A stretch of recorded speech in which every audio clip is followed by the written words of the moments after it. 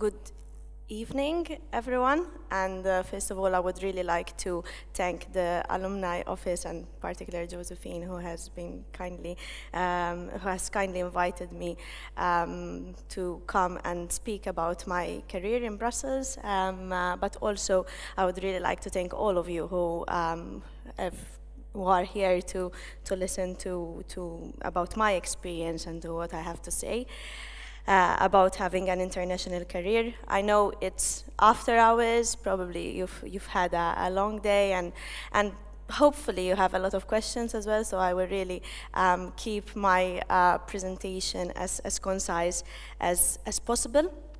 As already mentioned by Josephine, I am a Euroculture alumni. I was here in 2011 studying Euroculture, a part of the Masters of Euroculture. And I am now, and I now hold the position of Employment and Social Policy Attaché at the Permanent Representation of Malta in Brussels. Just to explain in a very, very brief way what does this mean, because I do indeed appreciate that it might be a bit of a long title. So basically, the permanent representation is the embassy, let's say, that every member state has in Brussels working towards the EU. Yeah? Then there are officers working in the permanent representation that are called attachés, like me, who work on specific areas. In my case, I focus on social policy mainly. And by social policy mainly, we mean gender equality, LGBTI, disability, children, senior citizens, social security benefits, so anything that has to do with the social field, the social policy field. And indeed, as pointed out by Josephine, I've been holding this position since 2016. However, I joined the permanent representation in 2015. My first year in Brussels, I was working in foreign affairs, but I'll be explaining maybe more as we go along. So let's kick off straight away. So yeah, a few weeks ago now, I guess, when Josephine emailed me whether I would be interested to come over from Brussels and talk about my international career, probably the concept that struck me most was borders. She explained in the email that the Alumni Office are holding this series of talks and lectures, and it's titled Careers Beyond Borders. And I found it interesting because we hear a lot about borders nowadays, soft borders, hard borders, both on an EU level and on an international level. But we mostly hear it in the context of migration, I would say. And I was very much intrigued how the Alumni Office was using this in the context of careers. And this, actually, one of the first things that crossed to mind when I was thinking about this use of the term of borders was how subjective this is. As I will explain now, so basically I am from Malta. I appreciate that maybe not everyone knows about Malta, and I will just open a small bracket to explain from where I come. And I am pointing this out in particular because this got me thinking how subjective the term borders is. For me, that I'm Maltese, borders means a completely different thing to someone who is from mainland Europe. For a German person, for example, borders might mean catching a train in an hour, you are in a different country. I mean, I came by train this morning from Belgium. But for me, that I'm Maltese, borders means a completely different thing. It means catching a flight because we have only maritime borders, basically, as I will point out. So then when I started working on the seminar and on this talk, we came up basically with this title, along with Josephine, From Malta to Brussels, Poking the EU Bubble. And as I said, I will be explaining first a bit about first from Malta to Brussels, how it came about, and then about this myth or this theory of the EU bubble. And I've selected 3 questions, which will be the objective, let's say, of this talk. 3 main questions that I aim to answer through this talk, but of course I would very much appreciate that then you join in and comment and remark accordingly. So firstly, what is the path leading to an international career? What are its benefits and challenges? And what are the recommendations towards obtaining such a career, so towards obtaining an international career? And in order to answer these questions, I've structured the talk in accordingly, as you can see on the screen. So the first part of the talk, I will speak about getting there, first of all. And I will talk about, of course, my experience from Malta to Brussels. Then the second part, and I appreciate that this was probably the section that you are interested to hear about, poking the EU bubble. What is it all about, this EU bubble? And then the third part, I will draw recommendations and conclusions accordingly. So the first part. As I was saying, so basically I come from Malta, I am Maltese, and for those who do not know, Malta is a very small island. You can see it on the map, just underneath Sicily, half-an-hour flight from Sicily. Malta, again, as you can see on the screen, is the Maltese population is less than 500,000 in total, and it's 0.01% of the global population. Yeah, it's tiny. We are the smallest member state in the European Union, and we've been members since 2004. We have the euro currency as well, and the large majority of the population, more than 90%, is Roman Catholic. And we have 1 national language, which is Maltese, and 2 official languages, Maltese and English. And this is because Malta has been, for more than 200 years, a British colony. And we've only gained our independence since 1964. Yet, despite our smallness or tininess, let's say, I've tried to capture a bit of the images and the things that Malta is famous for. Primarily the sea. Many tourists come particularly for our weather, for our sea, for our sun. And I've included a picture as well of the Gigantea temples, which is the world's oldest prehistoric temple in the world, which is even older and more ancient than the Egyptian pyramids. So despite our smallness and despite our tininess, we are very big when it comes to history, let's say. But where am I saying all of this? I'm not here to promote Malta, to promote holidays or anything. I do not come from the tourism authority or anything of the sort. But I'm saying this in relation to the concept of borders. So for me, when I was younger, having an international career meant leaving Malta. And leaving Malta, as you saw on the map, meant joining mainland Europe. Yeah? I studied in Malta initially, in the university, and at the time when I studied, we only had 1 university in Malta. So you can appreciate that for me, going beyond these borders meant a different thing that it might mean to another person in this room, maybe even from another continent. So just to speak about the subjectiveness of the term going beyond borders. And also, as mentioned by Josephine, I've studied in different universities. My goal, since I was very young, was to go outside of Malta, go beyond this tiny island and experience different universities, different education systems. Our education system is very much British, let's say, as I was explaining. We were a British colony for more than 200 years. Hence, I wanted to experience different cultures, different educational systems. And I've studied in different countries, and the first country I studied was Ireland. I did my Erasmus experience there. That was the first time I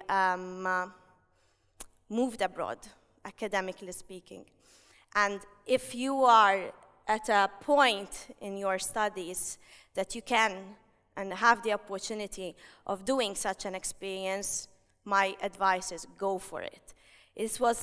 So when I stepped literally in the university the first time in Ireland, I was so overwhelmed with the fact that there was this massive campus. Well, you might appreciate that Malta being such a tiny island, 21 kilometers by 14 kilometers, you might appreciate the size of the campus we have in Malta. So stepping in this massive campus with so many resources, so many options to avail from, this was so overwhelming, and experiencing different cultures.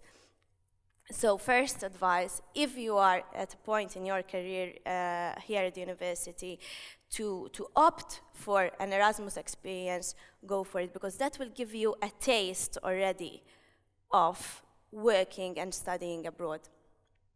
Then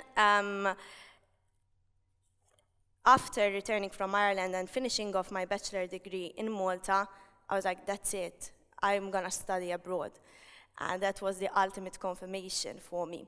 And I don't want to talk a lot about myself, really, but to cut a long story short, I was awarded a scholarship from Malta, and I had to decide which masters I was going to opt for. And my choices, my shortlisting was European politics in the UK or Euroculture. And I opted for Euroculture. On the day when I was on my flight to Spain, to Deusto in Bilbao, I was still thinking, like, did I do the right choice? Should I gone to the UK, maybe? I did Euroculture in Spain and in Germany, zero regrets. It opened up so many options, so many cultures that studied Euroculture, and of course, my experience here in Göttingen, the lecturers of Euroculture, it was great. And part of the masters at the time was meant that you had to do a traineeship in order to complete the masters and to graduate. So I was sending emails everywhere, literally, in order to get a traineeship. And as I will also mention later on, I was selected for a traineeship with the European Commission in Brussels. And since I was young, much younger again, I really wanted to work for the institutions. And I was on this campus, just in front of the faculty of politics, even now just walking past it, when I got the call whether I want to do this traineeship with the European Commission, and I remember it was like 5 minutes before a lecture, I just couldn't stop crying, and the only word I could say was yes, and I was crying so much, but that was a personal thing. I mean, I always wanted to do this traineeship. And this is the second thing I want to highlight. If you have the chance to opt for a traineeship, go for it. I can never emphasize enough, and I will mention this even later, the importance and the added value of traineeships. The one I did specifically is the one with the European Commission. There are others, as I will explain later, but basically in this part of the presentation, I wanted to mention what led me to the position and to me having a job in Brussels. So my Erasmus experience that triggered it off, the master's degrees that then later I still ended up doing the one in the UK because I was awarded another scholarship, so it still came around, the other masters, and the traineeship with the European Commission. As I was saying, the University of Göttingen, despite having studied in other universities as well, the University of Göttingen, I would really like to open a small bracket here, is not any other university for me. And returning to the University of Göttingen for me is always so emotional because, as I was saying, it has taught me so much beyond the academic. So beyond the books, no, beyond European law, beyond European politics. It has taught me so much. And the first thing that I would like to highlight is that it has taught me failure. So one thing that maybe I should have clarified and stated at the beginning of the presentation is that I'm a nerd. I'm a nerd and I'm still am. And I have always been. In Göttingen, I got my first D. And for me, that was a big thing. It was the first time I had ever failed in a paper, the first time I had ever failed in an exam. Yet this failure later on in life, even now in my career, it has taught me that failure is not necessarily a hindrance, is not necessarily a no, but it's also an opportunity, a challenge to do better. It has also taught me persistence. As I was saying, I had been applying for multiple traineeships, and it's very important that you never give up. I had been receiving multiple rejections for my traineeships, and yet it was on this campus where I got the yes of the traineeship that I had been dreaming about for many years, actually. And it has immersed me in multiculturalism. I had never been on a campus that is so multicultural, which is now, it was a very good experience for me, now being living in Brussels, which is such a multicultural society. So all these things that you gain as you go along will actually come back, even though you might not comprehend them or appreciate them in the short term.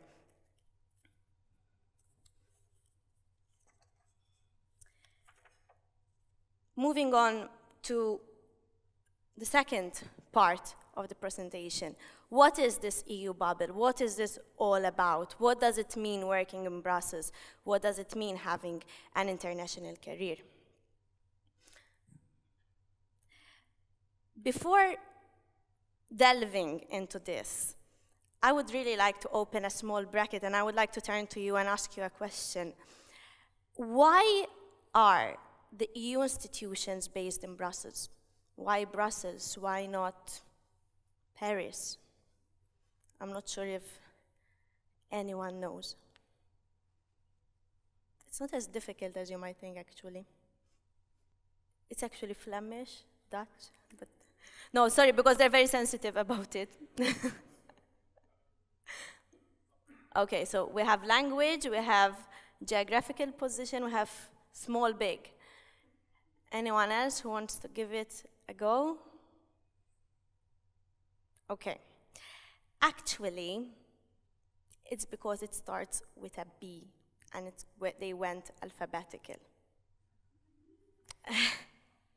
Yeah. So it's quite of a, there's quite of a story, let's say. They really couldn't decide when you know, the coal and steel community was set up. And they kept having talks, then the community was meant to start functioning, and they still couldn't decide. I'm really shortening the story here. But then they said, okay, we'll do a rotation. And they started with Belgium, because alphabetical order, and in alphabetical order, Belgium, at the time, I mean from the members at the time, was the first country on the list. But, again, it's a bit of a long story, but to put it in a short version, it ended up then staying there. So Brussels, Belgium, was never selected to be the home of the EU institutions, but it became the home of the EU institutions. So this is just a small bracket because, yeah, some people wonder, but why Brussels, you know? Like, yeah, this is the reason, because it starts with a B. Moving on.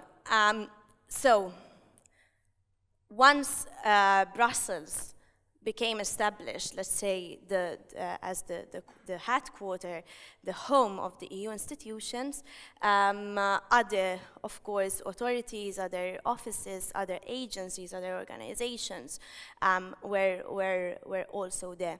And I mean, this is by no means an exclusive list, but Brussels, amongst others, is home, of course, to the EU institutions, which is what is mostly known for in terms of in terms of organizations.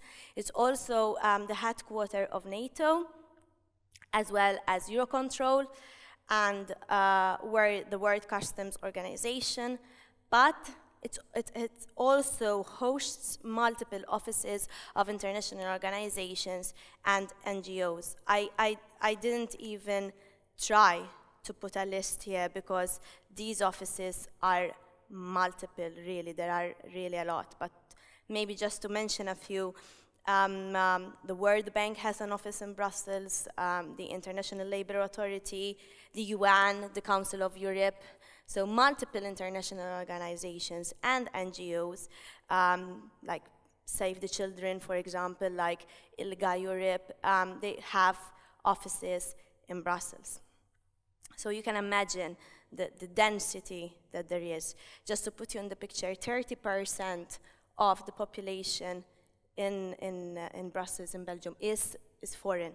So you can imagine the density of all these offices and the people working there. However, I would like now to move to this part. What are the opportunities of working in Brussels? Is it just the institutions? Do you really have to work for the institutions to come and work in Brussels? Do you need to be reading a degree in European politics to come and work in Brussels? Do you need to be into European affairs to come and have a career in Brussels? And the answer is no. As you can already see on the screen, there are multiple opportunities of work in Brussels. Amongst others, first of all, and this is because I really attach a lot of importance to it, as I was saying before, traineeships. There are many opportunities of traineeships, both with the institutions, so with the Commission, with Council, with Parliament, but also all these organizations, all these international offices that there are in Brussels very often offer traineeships. And really, as I was saying, I only realized the importance of traineeships after I did one, and as part of the Euroculture Masters, as I was saying. It is really the perfect opportunity between the academic world and just before joining the labor market. And I cannot recommend this enough because it allows for this transition from the academic world to the labor market. Then the EU institutions themselves offer programs for young professionals. This usually, people who opt for this, usually it comes later, at a later stage in their life, after completing usually their academic career, let's say. And usually these programs, you are allocated in a country outside the EU. So for example, a friend of mine was allocated in Jamaica, and usually it's like a year there. Then there are also contract agents and what we call fonctionnaires. So basically, these are officials who work for the institutions, but their contract differs in nature.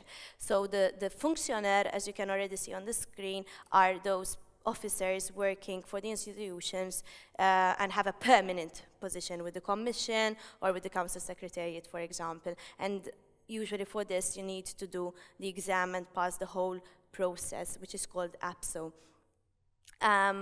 However, there are also contractual agents that are usually engaged on a shorter term contract, and they support the other permanent staff in the institutions.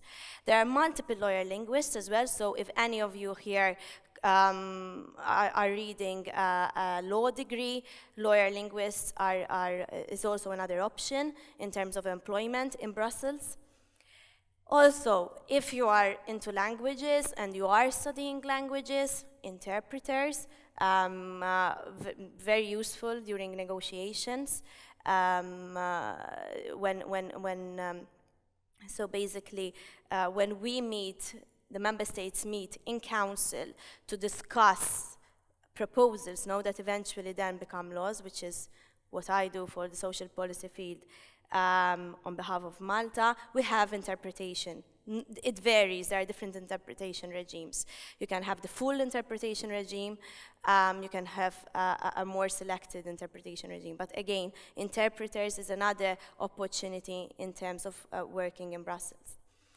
Another option, which maybe if you are still studying, you might not avail from at this stage, but maybe it's important to keep it in mind at a later stage in your career, is SNEs, what we call SNEs in short, seconded national experts. And these are government officials, so you would be working for the government of your own respective country in whatever ministry, and you would be seconded with one of the EU institutions, so for example with the Commission. So you would be working on behalf of the Commission, but you would be seconded from your own country for a set amount of years, usually it's like 3 or 4 years, I believe. So you might find this useful at a later stage in your life, as I was saying. Maybe you decide to opt for Brussels later once you start working here in Germany, for example, or in your respective country. Then, of course, there are national embassies, the bilateral embassies, as well as the permanent representations, like where I work. I work for the Maltese government. I am an employee of the Maltese government, but I work in Brussels. So I still work in one of the institutions in council, because the council, ultimately, that's what it is. It's the representation of the member state. So I represent my country in council, but I'm still an employee of the Maltese government. So that's another option that you could consider in terms of working in Brussels. International organizations, as I was saying before, there are really hundreds of these, along with international NGOs. So whatever the field you are studying, whether it's environment, whether it's energy, whether it's social policy, for sure there is an organization or an NGO that has an office in Brussels. So you do not need to be studying European politics to work in Brussels. There are multiple lobby groups as well, diverting from different areas, focusing on different sectors, so whatever the field is. And then there are also local engagement and temporary contracts. Usually these are very short-term contracts with different organizations that would need a coverage for maternity leave, for example. Pardons, but they would be very short-term contracts. Other opportunities in Brussels, apart from professional opportunities, there are events, conferences, seminars, talks, all the time, again, and related to different subjects. And so, for example, whenever I have the time, there are usually talks, for example, during lunch break. So during your lunch break, you can opt to go and hear about a subject because X organization is holding a talk about a specific subject that you might be interested in, not even necessarily working in that field, but you might be inclined to hear about it. So there are these conferences and events and talks happening all the time. It's really the core of everything that's going on in Brussels during your lunch, after hours. So about Brexit, for example, at the moment. So that's very interesting. It's also very good in terms of training and academic sources. So the institutions themselves have libraries. So if you decide to continue studying, for example, whilst working in Brussels, there are also resources that you can avail from. As I'm saying, the libraries of the institutions. You are in the center of Europe, so you have access to multiple universities, both in Belgium itself, but also in neighboring countries. And also, I wanted to mention this, you also have access to key experts. So if, for example, you are working in Brussels and doing a part-time master, a part-time PhD, and you want to interview a person, it's very likely that you're going to find key experts in the field working in Brussels that you can directly access, even in person. So this is something else to bear in mind. So after taking a look at these opportunities that there are in Brussels, you may question, but what are the benefits? Why should I leave my home country, my hometown, to go and work in Brussels? And one of the things that I listed here is that the difference between being on the ground, where all the action is happening, as opposed to working on your affairs, for example, but in a remote manner, which it makes all the difference, because in Brussels, it's where the core of the action is happening.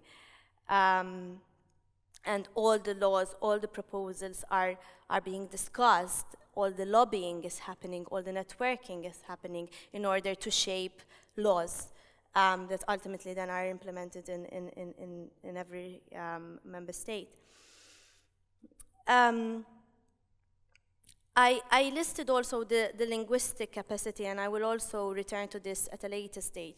One of the things that after 3.5 years working in Brussels still fascinates me is the linguistic capacity. So personally, I speak 5 languages, and I can assure you that in a day, I speak the 5 languages, all of them, with different people, in different way, at work, outside work, but I speak the 5 languages that I have studied. And this is something that would probably not happen if I was still working in Malta, or to a lesser extent, let's put it that way. The exposure that you get in Brussels, the different people that you meet, and the exposure, so attending negotiations, attending meetings that are happening in Brussels, you are at the forefront of the action, is something that you will not get from your hometown or from your home country. And related to this are the contacts as well, the people that you meet constantly, even just by attending a conference, for example, which may turn out, they might turn out to be useful in different manners throughout your formation, whether it's academic and whether it's professional. However, of course, this comes at a price. Of course, there are challenges of working in Brussels, by all means. The first thing I listed here is the demand versus supply. So there are many people wanting to work in Brussels for different reasons. But of course, the jobs, whilst there are multiple opportunities, of course, the supply is what it is. So usually there is an element of competition. The nature of work, usually, of course, this depends on the position, on the organization, on the nature of work, but usually it's a demanding position. Personally, I mean, I work quite a few hours, let's put it that way. So of course you might need to appreciate that coming over to Brussels and working in Brussels might entail working quite a bit. The linguistic capacity, this is not an error that I made in putting it in bold feeds, in both slides. as I mentioned before, Belgium, it's French and it's Flemish, no, it's Dutch. And settling in Brussels especially, this might be a difficulty if you do not speak one of these two languages, because it's not always the case that you have an English option.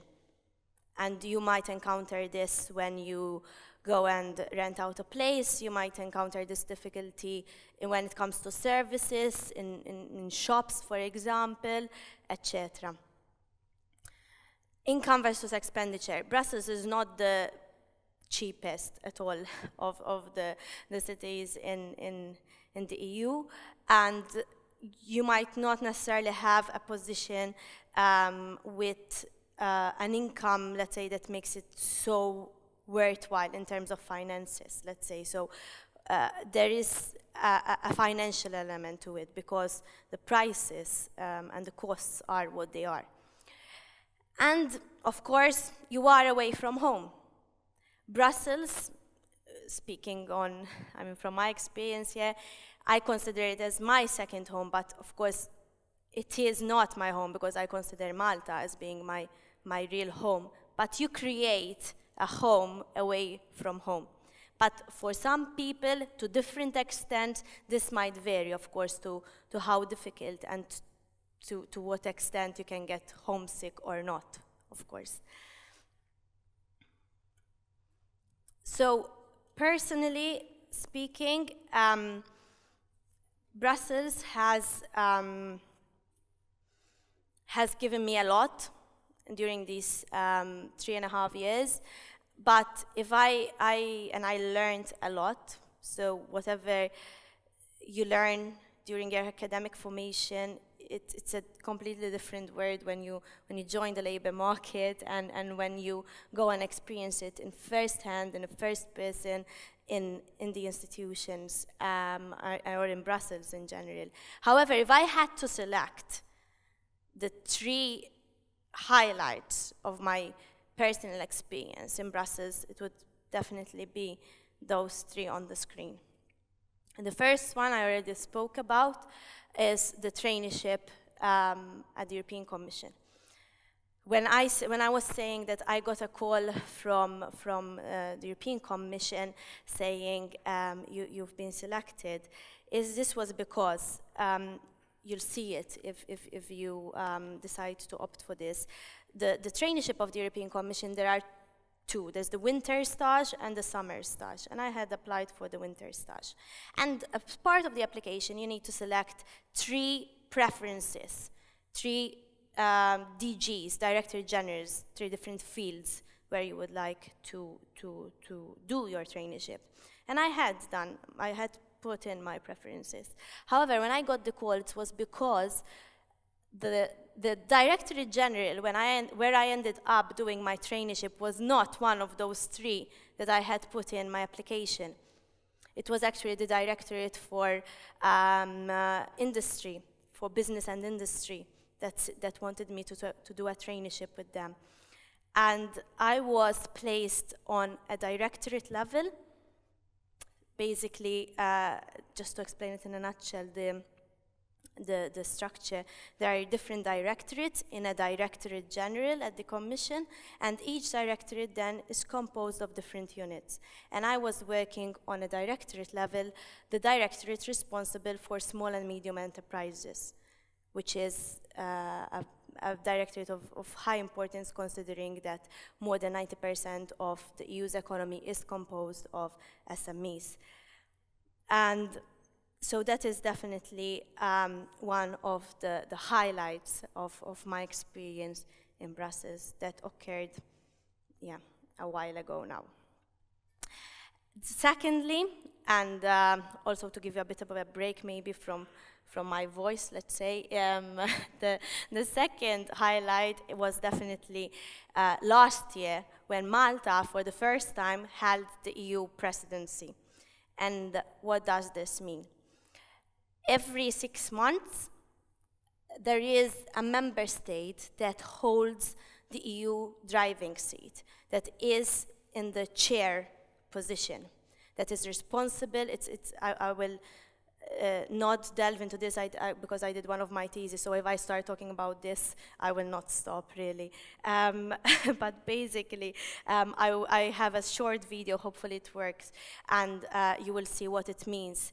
But Malta, for the first time, was responsible for holding the EU seat, deciding the agenda of the EU, and chairing all the negotiations of the Council. And I was responsible, of course, for the social policy field, and I chaired the social policy dossiers, the social policy laws. So definitely that was a massive highlight from my experience in Brussels. And the third highlight is own initiatives. And I will explain this later after the video because I have a slide about this. Does it have sound? No problem, no problem. But maybe we can leave it in the background and I'll continue speaking. So basically, in the first as I was explaining, in the first 6 months of last year, between January and June, Malta held its presidency.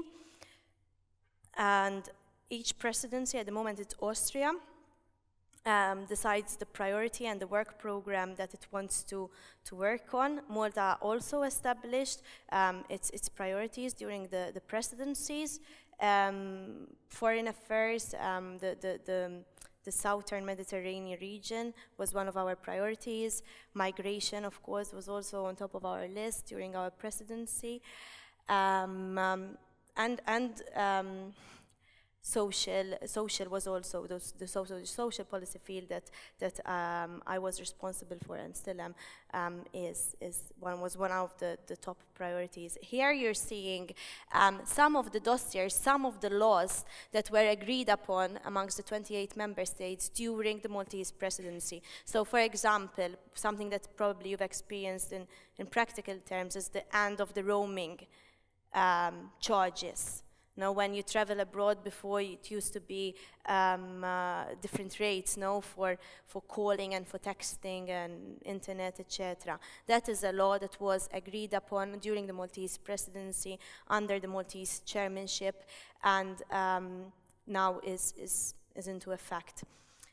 Probably you're focusing on the on the screen and the scenes that are being demonstrated. You've just seen the LGBTIQ.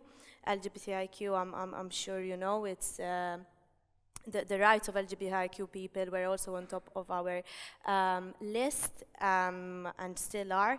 As you might have maybe read, Malta ranks first now.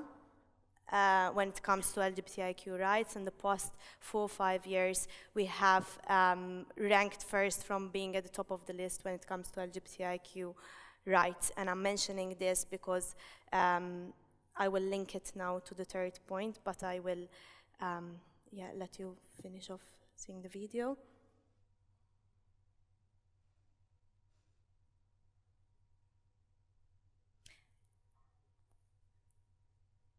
Perfect.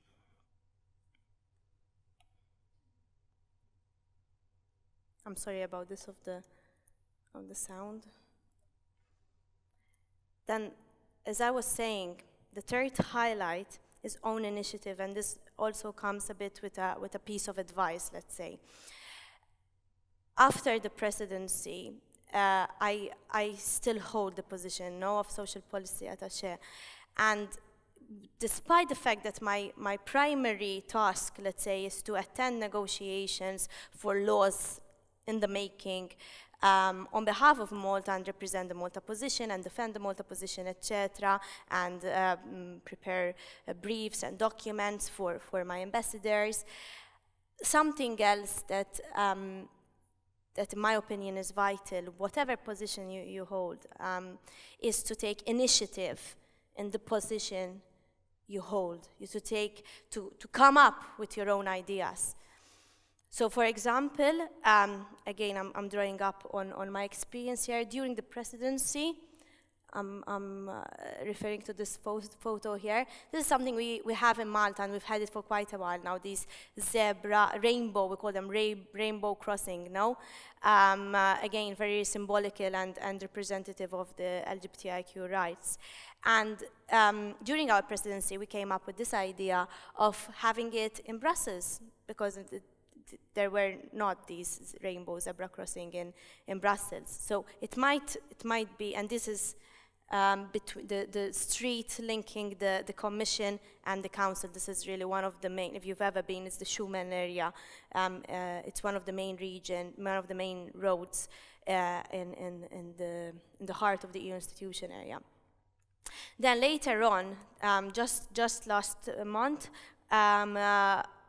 I came up with this idea, and we've collaborated actually with the German Permanent Representation of doing an awareness-raising event for intersex rights, intersex people. And also in the field of LGBTIQ, we came up with this idea of, and this is something we're currently working on, of having a document focusing on the future of the LGBTIQ list of actions. So at the moment, the current Commission established a list of priorities, a list of actions that need to occur, that need to be worked upon in terms of LGBTIQ rights. And something that I'm working on behalf of my embassy is, along with other member states, of course, is preparing a document for the next Commission, for the future Commission, highlighting what we would like to see more in this field. So these are some of the highlights, some of the things I'm working on and have worked on, and they go maybe potentially beyond my tasks, let's say, beyond my standard level of work. But whatever position you have, come up with your own initiative. You're creating your own legacy, and that really, it will leave a mark, and it will go beyond even at a later stage in your life.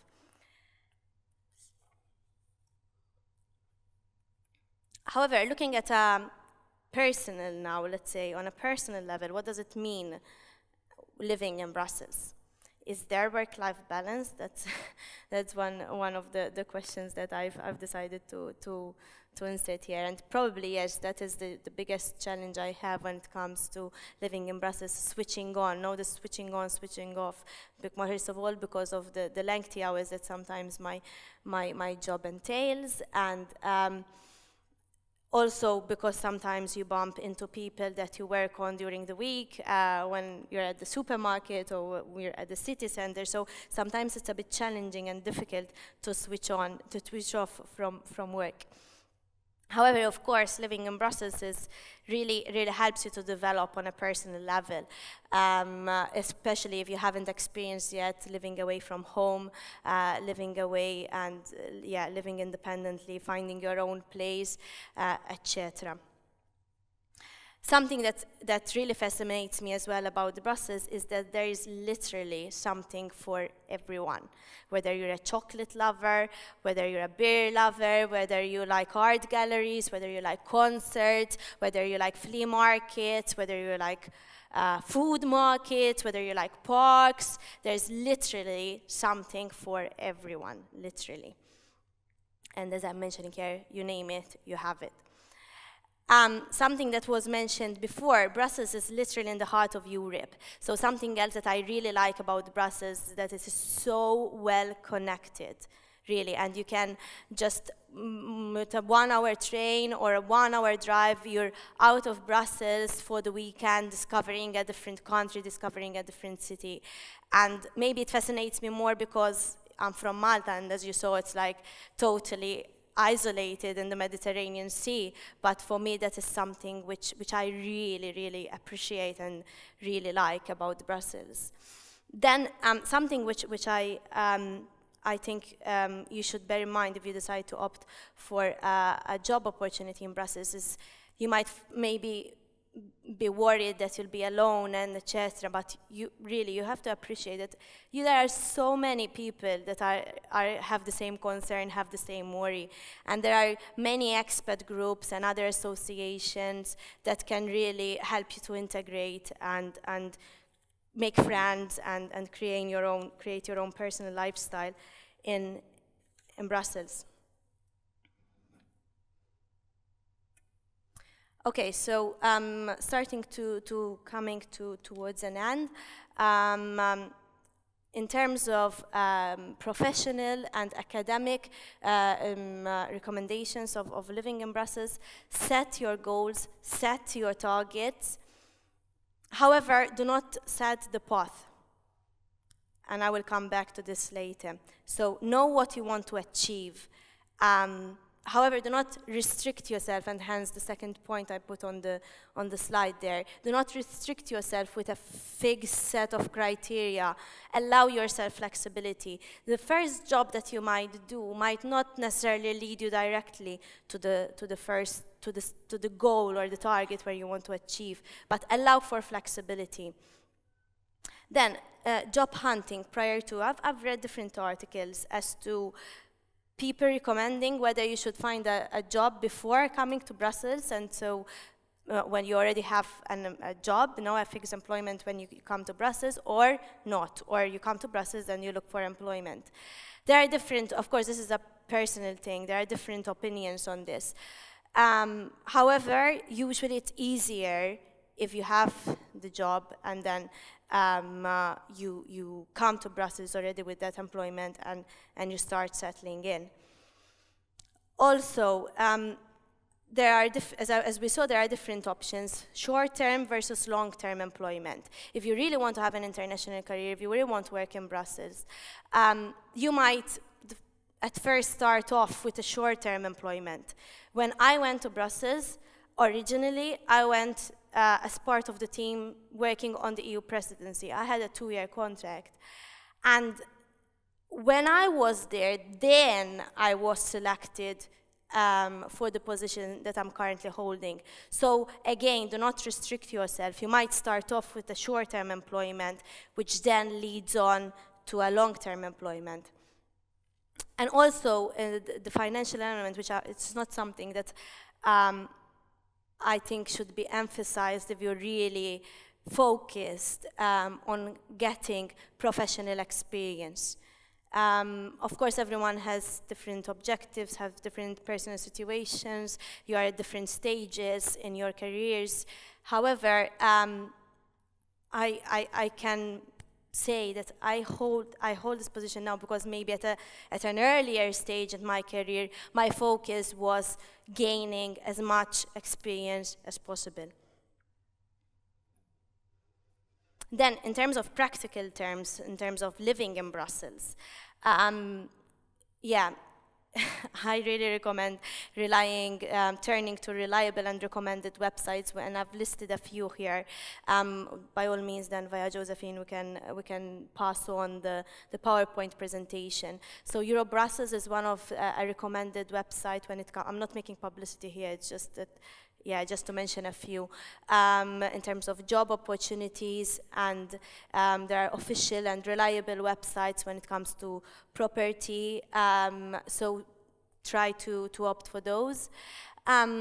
Something in terms of living in Brussels, which is kind of a personal choice, is the choice of the neighborhood. As I was saying, Brussels is so diverse, so multicultural, that this is really a personal choice. Consider your own personal likings, your own personal situation when it comes to the neighborhood, choosing a neighborhood in Brussels. You might have a friend who lives in a neighborhood because it's close to work and then it's convenient. So there are different people opt for different neighborhoods because of different reasons. So what I always recommend is to come maybe prior to settling in and get a taste of the different neighborhoods, and also factoring in the convenience vis-a-vis your work and transportation. Also, make use of social networks and social media.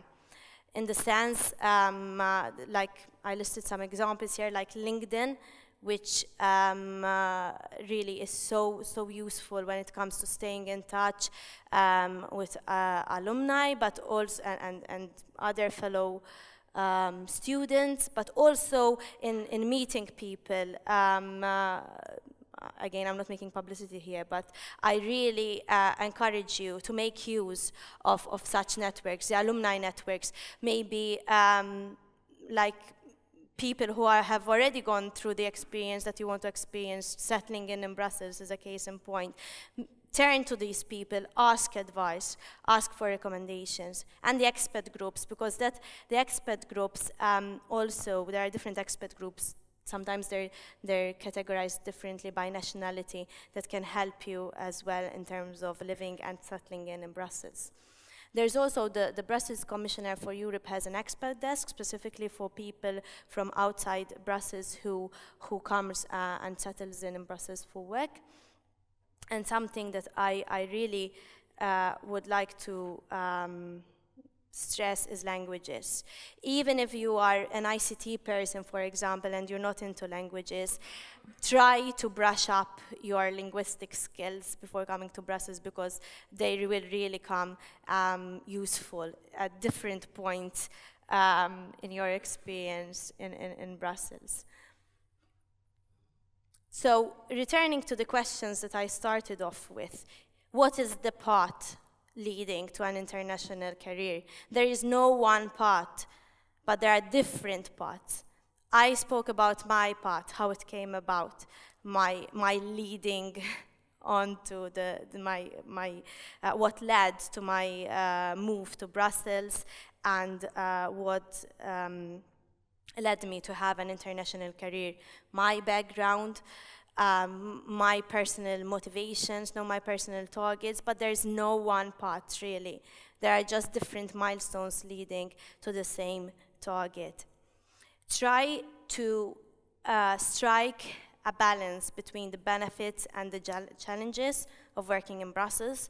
So just to give you an example, I was speaking about a home away from home, Something that I found very useful in my case is that I try to go to Malta at least once a month, because that's, for me, a really good balance between living in Brussels yet not feeling away from my home, away from my family and friends.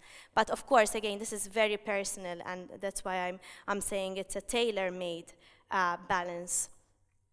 And also, try to find a balance between the work and the personal life.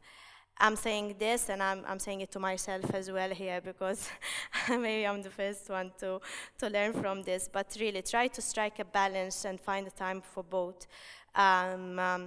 Whatever you know, try to find an outlet, and in terms of cutting off from work and everything that it entails. Learn from best practices and past examples. So really, as I was saying just on the previous slide, turning on to people who have gone through this before is one of the examples that you can do. They can tell you, don't do this because I've learned from this mistake. I've had this experience, don't do this or do this. So really, I really recommend this. Learn from the best practices and past experiences of other people, and and past examples. Then, when I was preparing for this seminar, just one random day, I came across this quote, which is in Spanish, but I will translate it, but it really struck me. And it says, el primer paso no te lleva a donde quieres ir, pero te saca de donde estás. And I think this is so true. So basically it says, the first step doesn't take you where you want to get, doesn't take you directly to that target, to that goal where you want to be. But it te saca, it takes you out from where you are. And it's really about making the first step. When I was walking in campus, I was really thinking about this actually, and I was thinking that 7 years ago, I had zero idea, really, zero idea that I will end up in Brussels. I was always sure of the next step I was making. And every part will have these different milestones. Just be sure of the next step, the next milestone you're gonna make. And then everything will follow, really. Have faith. Sometimes you really don't need to plan all the path, but just plan the next step. So there is an element of fate as well. There is an element of luck, don't get me wrong, but you don't need to have it all figured out. And when I speak about this, I always think about the ladder. I always think about careers in terms of a ladder. You go up steps. You cannot go up to the top step of a ladder directly from the bottom one. You can only go to the top through different steps. Sometimes you may even need to come down a few steps. But only look down, really. Only look down to see how far you have come. Don't look down to discourage yourself. But think of your career as a ladder and all the different steps that it entails. So I will really stop here. And my last word on this topic is go ahead and poke the bubble. Don't be scared or concerned. Yeah, and I will stop here and allow for whatever questions and remarks you might have. Thanks.